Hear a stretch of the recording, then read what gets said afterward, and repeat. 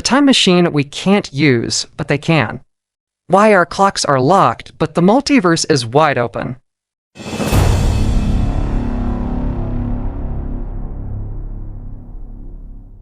The impossible clock.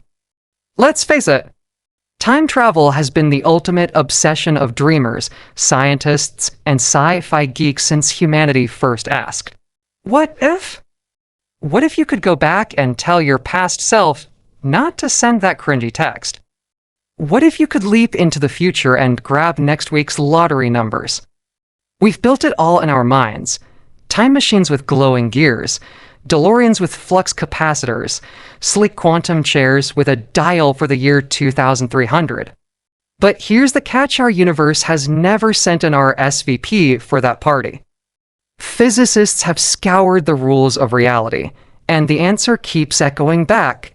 You can't change time here. Not like that. Einstein's relativity lets you bend time, slowing it down as you near the speed of light, making time feel different in orbit than on Earth, but it doesn't open a door to the past or future. You can stretch the clock. You can mess with how you experience time. But you can't leapfrog it. The laws of thermodynamics, causality, quantum decoherence, every thread we pull tightens the knot. No paradoxes allowed. No grandfather murders that erase your own existence. The timeline, it seems, is one-directional in our universe. But what if there's a loophole? The man from nowhere. Let's rewind to July 1954. Tokyo's Haneda Airport was buzzing with post-war flights and economic rebirth. A man stepped off a plane, white-collar, neatly dressed, carrying a passport from a country no one had ever heard of, toward. Officials stared at the document. It was legitimate. Stamped, aged, textured like any real passport. His currency matched the style. His languages? Fluent in French, Japanese, and Spanish. He was calm. Confident. Claimed to have visited Japan on business before. But toward doesn't exist. Not on our maps. Not in our world. The man grew agitated. Said toward sat between France and Spain. Even pointed it out on a map right where the Principality of Andorra lies. He insisted his country had been there for centuries. The customs agents thought it was a prank. Or a hallucination. They took him to a secure hotel room while they sorted it out. The next morning, gone. No exit. No record. No open window. No escape route. No logical explanation. The man from Toward had vanished as if he'd never existed in this universe to begin with. The parallel puzzle. Let's take that story and rewind again. This time with physics in hand. Our universe, as strange and stubborn as it is about time travel, has a twin. Or 1,000. Or infinite ones.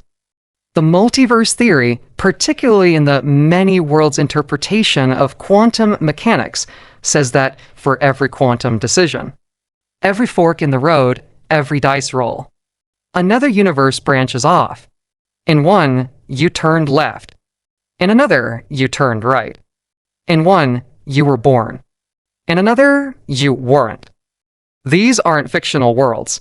They're real, vast, coexisting, but inaccessible until maybe they're not. What if time travel isn't about rewinding the same universe, but leaping into one where history is just a few days ahead or behind? What if instead of building a machine to twist time, you build one that slips dimensions? You wouldn't be bending time.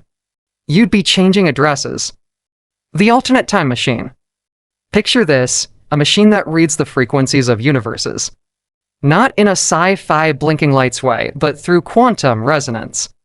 Every universe hums at a slightly different tune, like radio stations on the same dial. If you could build a tuner and interdimensional receiver, you might hop between them. Most would be unrecognizable. Alien. But some might be nearly identical. One universe over, you made your coffee 2 minutes earlier. 5 universes over, the Beatles never broke up. 10,000 over, dinosaurs still rule the Earth. But somewhere, millions of layers away, There's a universe just like ours, except it's 2 years ahead on the timeline. You enter it. It's your city. Your house. Same name on the mailbox.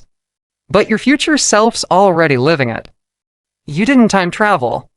Your universe jumped into a version of reality that feels like the future. In that universe, you're the man from Tord. Memory, madness, and mistrust. This might explain why the so-called time travelers we sometimes hear about, like the Tord man, aren't wearing metallic suits or talking about time rifts. They seem confused, insistent that their world is this one. Because to them, it is. They aren't liars or lunatics. They're locals. Just from a different version of local. In their universe, Tord is as real as France, and they've never heard of Andorra. Some vanish because they phase back, like slipping off a frequency when your tuner resets. Others? Maybe they stay. Maybe they blend in. Have you ever met someone who seemed out of sync? Like their references are always just slightly off. They misremember global events. Say a famous building looks different, they argue over geography with Google Maps. Mandela effect? Or man from Tord effect? Why we can't. But maybe they can. Let's bring it back to us. Why can't we build a time machine? Because time in our universe is bound by entropy. The one-way arrow of disorder. Eggs don't uncrack. Smoke doesn't return to the cigarette. And paradoxes unravel everything.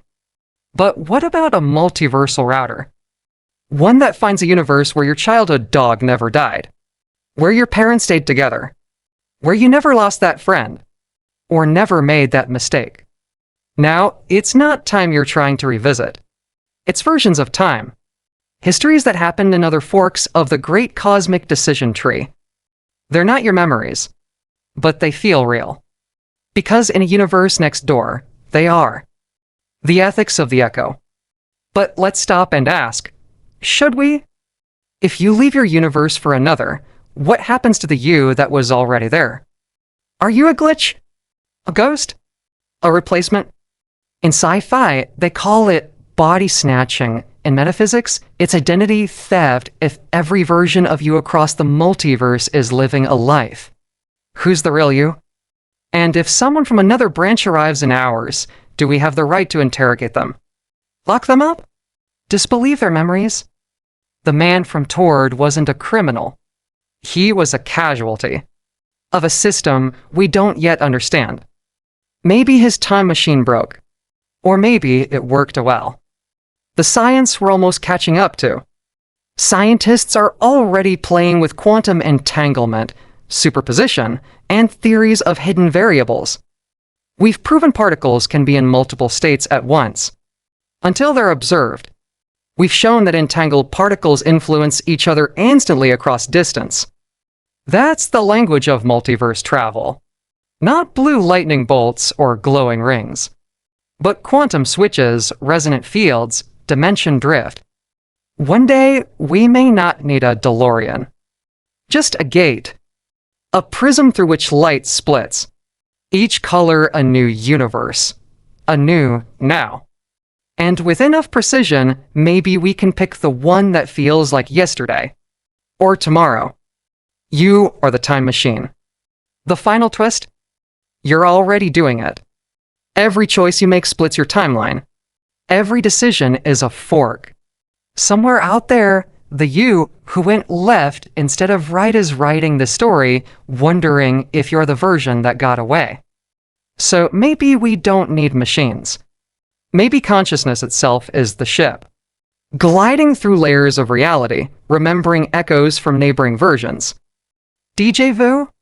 A glitch in the Matrix? Or just a memory your mind brought back from a nearby world where it already happened? When you dream of people you've never met, walk places you've never been, feel nostalgia for things that don't exist, maybe you're time traveling after all. Not through hours, but through versions of yourself. The other side of the gate. Let's say we build it. The machine. The jumper. The universe slider. We dial in the settings. Target a world where 1994 never ended, or where humans reached Mars in 2012. A place where your life took a different turn, and the one who walked through your door is now gone. Do you stay? Do you come back? Or do you vanish, like the man at the airport? Leaving behind only questions, a strange passport, and a story no one believes? We may never know for sure. But if one day someone appears in our world, confused, sincere, and bearing memories of a world that never was, maybe they didn't come from our past. Maybe they came from a different now. And maybe, just maybe, we'll believe them.